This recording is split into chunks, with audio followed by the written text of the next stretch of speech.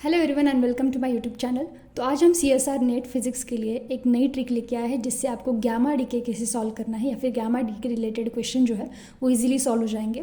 अगर आपने देखा तो CSR नेट में +5 मार्क्स के लिए ये सवाल आते हैं, तो 5 मार्क्स के लिए आपको बहुत ज़्यादा हेल्प होने वाली है और चुटकियों में आप इसके सवाल सॉल्व कर लोगे इस ट्रिक के साथ। तो देखिए, सबसे पहले गैमा डीके क्या होता है आपको पता होगा।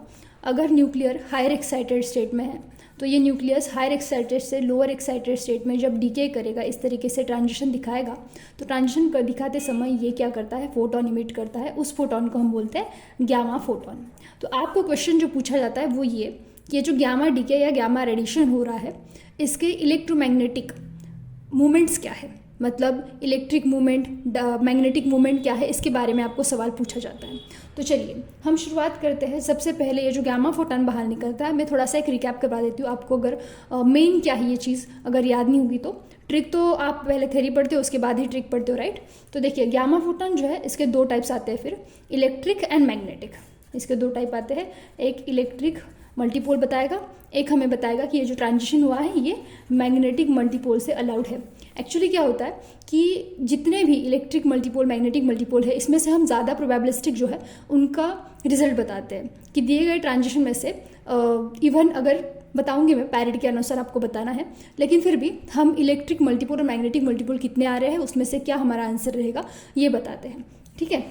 सबसे पहले यहाँ पे पैरिटी आप कुछ -1 की पावर L से निकालते हो और यहाँ पे -1 की पावर L+1 से निकालते हो। तो ये बहुत ज़्यादा है ना, लेंदी हो जाता है एग्जाम में कैलकुलेट करना इस तरीके से। अब हम चलते हैं हमारे ट्रिक की तरफ, जिससे बहुत ईजी हमारे सवाल होने वाले हैं और कुछ PYQs भी लगाएंगे CSR नेट के लिए। चलिए तो देखिए, ट्रिक कुछ हमारी इस तरीके से। ट्रिक क्या है देखिए,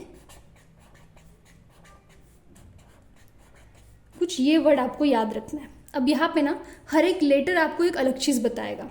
नी मतलब इसका मीनिंग है no change in parity, no change in parity. Yes का मीनिंग है yes there is a change in parity, change in parity, ठीक है, ओके। ये इससे कैसे सवाल सॉल्व होंगे, बहुत ही इजीली होने वाले। देखो, ई मतलब इलेक्ट्रिक, ओके, ई मतलब इवन, या फिर आप बोल सकते हो इसको इवन बोल दो, ज़्यादा आसान रहेगा, इवन इलेक्ट्रिक, ठीक है। और ये आ गया इवन मैग्नेटिक। देखिए ट्रिक क्या है, no change in parity, and no change in parity मतलब even electric, yes there is change in parity even magnetic. तो इस तरीके से ट्रिक अप्लाई करनी है। मैं कुछ एग्जांपल देती हूँ आपको। जैसे कि मान लो आपके पास जो ट्रांजिशन है, एक्साइटेड स्टेट आपके पास है 1+ और इससे सिस्टम जा रही है कुछ 3+ में। जस्ट मैं एक एग्जाम्पल दे रही हूँ। तो आपको दिख रहा है यहाँ पे पैरिटी प्लस है, यहाँ पे भी पैरिटी प्लस है, मतलब आप बोल सकते हो there is a no change in parity, ठीक है।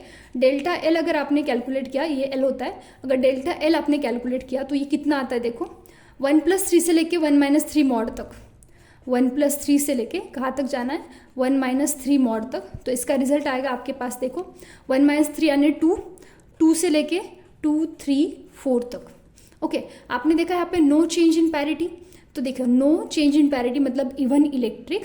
तो ऐसा मल्टीपल, अगर इसकी मल्टीपल्स आपको लिखना है तो इसका मतलब यहाँ पे आप लिखोगे even E2, okay, and E4। और नो चेंज इन पैरिटी मतलब इवन इलेक्ट्रिक, इसका मतलब बचे कुछ मैग्नेटिक रहेंगे, तो यहाँ पे M3 आ जाएगा। No change in parity even electric, yes there is change in parity even magnetic. कुछ और एग्जाम्पल लेके बता दूँ मैं। देखो सेकंड एग्जाम्पल अगर मैं यहाँ पे आपको लेके बता दूँ कि सपोज 2+ से जा रहा है 3- पे, 2+ से जा रहा है 3- पे, तो डेल्टा एल हमारे पास आएगा 2+3 से लेके मॉड ऑफ 2-3 तक, यानी आ गया 1, 2, 3, 4 एंड 5 तक। अब आप देख रहे हो कि yes there is change in parity, yes मतलब क्या, इवन मैग्नेटिक। तो इसका मतलब ये मैग्नेटिक है, ये मैग्नेटिक है, तो आप M2 M4 बोल सकते हो। बाकी बचे कुछ electric E1, E3 and E5, correct. Yes there is change in parity even magnetic, तो इवन मैग्नेटिक मैंने लिख लिया, बाकी बचे कुछ और इलेक्ट्रिक आ गए। चलिए तो इसके साथ हम CSR नेट के कुछ एग्जाम्पल लगाएंगे। CSR नेट जून 2012 में ये सवाल आया है, the ground state of PB, okay, lead 82207 nucleus has spin parity. Ground state की स्पिन पैरिटी आपको दी है 1/2-, while the first excited state has a parity 5/2-, मतलब फर्स्ट एक्साइटेड की पैरिटी 5/2-, इससे ग्राउंड स्टेट में ट्रांजिशन होगा।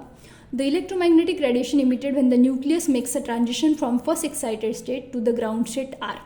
जब यहाँ से यहाँ तक ट्रांजिशन होगा, एक्साइटेड स्टेट से डी एक्साइट या फिर ग्राउंड स्टेट में आएगा, तब वो फोटोन इमिट करेगा जिसको आप गैमा फोटोन बोलोगे, और इस ट्रांजिशन को गैमा डीके हम बोलते हैं। इसी को हम इलेक्ट्रोमैग्नेटिक ट्रांजिशन बोलेंगे, और इसमें से कौन सा अलाउड है ये आपको बताना है। तो देखिए, सबसे पहले अगर मैं डेल्टा एल यहाँ पे कैलकुलेट कर दूँ, सो 5/2 प्लस 1/2 से लेके हमें जाना है 5/2 माइनस 1/2 तक। ये कितना होता है? 6/2 यानी 3, और ये कितना होता है? 4/2 यानी 2 डेल्टा एल। क्या यहाँ पे पैरिटी चेंज हो रही है? नहीं, तो लगाते हैं नी एम। ओके, पैरिटी नहीं चेंज हो रही, इसका मतलब इवन इलेक्ट्रिक। तो मैं यहाँ पे लिख दूंगी E2, यहाँ पे मैं क्या लिख दूंगी? E2, एंड बाकी बचा कुचा क्या आएगा? M3। E2 और M3 इन दोनों में से, ओके, E2 और M3 इन दोनों में से ज़्यादा प्रोबेबिलिटी सी आएंगे बाकी रिजल्ट छोड़ के।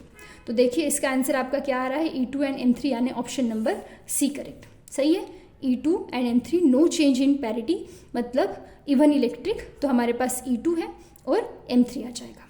नेक्स्ट क्वेश्चन देखिए, CSR नेट दिसंबर 2018 में आया हुआ।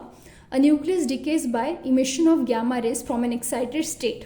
न्यूक्लियस एक्साइटेड स्टेट 2+ से 0+ में जा रहा है without any change in parity. What type of this radiation corresponds to? क्या ये मैग्नेटिक डाइपोल है, क्या ये इलेक्ट्रिक क्वाड्रुपोल है, क्या ये इलेक्ट्रिक डाइपोल है या इलेक्ट्रिक मैग्नेटिक डाइपोल है? ये आपको पता होना चाहिए। ठीक है, अगर ऐसा हुआ, सपोज हमारे पास E1 आ गया, तो E1 को हम बोलते हैं क्या? इलेक्ट्रिक डाइपोल, इलेक्ट्रिक डाइपोल बोलते हैं। अगर E2 आ गया तो हम इसको क्या बोलते हैं? इलेक्ट्रिक क्वाड्रुपोल बोलते हैं। याद रखना, इलेक्ट्रिक क्वाड्रुपोल हम इसको बोलेंगे। अब यहाँ पे देखिए, no change in parity. No change in parity इसका मतलब क्या? NEE। No change in parity मतलब इवन इलेक्ट्रिक आएगा। डेल्टा एल क्या है भाई हमारे पास? 2+0 से लेके 2-0, यानी इसका आंसर तो एक ही है, इसका आंसर तो एक ही है 2।